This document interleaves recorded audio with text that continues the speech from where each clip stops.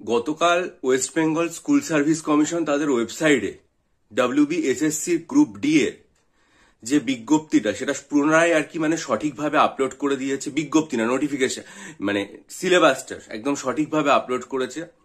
এবং আমি যে সমস্ত ভুলগুলোকে মেনশন করেছিলাম গতকাল সকালের ভিডিওতে, দেখলাম যে তারা সেগুলোকে ঠিকঠাক করে দিয়েছে।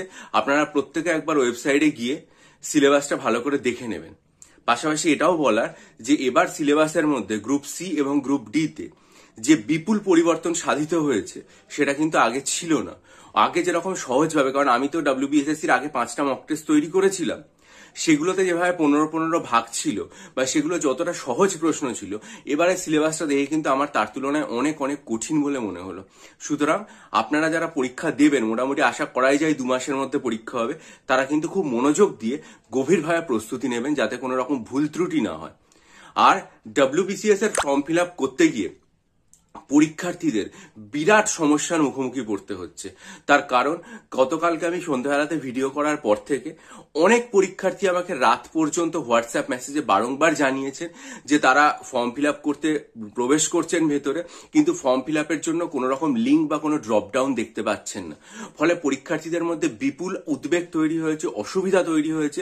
তারা প্রায় 2 বছর 9 মাস ধরে অপেক্ষা করে আছে যে WBCS পরীক্ষা দেবে এবং তার ফর্ম ফিল আপ করবে।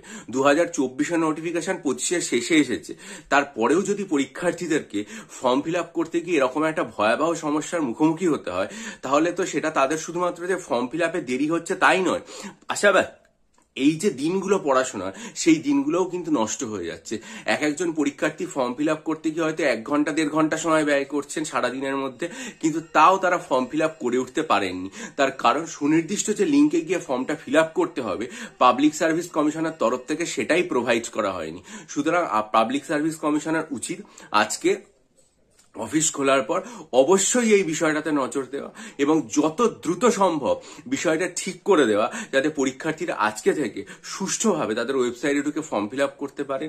এবং এই যে একদিন তাদের নষ্ট হলো ফর্ম ফিল আপের জন্য, তাতে নোটিশ জারি করে ফর্ম ফিল আপের ডেট কিছুটা আর কি বাড়িয়ে দেওয়া উচিত, যাতে পরীক্ষার্থীরা অসুবিধা না পায়। ঠিক আছে, পাবলিক সার্ভিস কমিশন ইমিডিয়েট যেন এই পদক্ষেপটা নেয় যে তারা পরীক্ষার্থীদের এই অসুবিধাগুলো দূর করে এবং ফর্ম ফিল আপ যাতে তারা সহজে করতে পারে সেই জায়গাটা আর কি দেখে দেয়।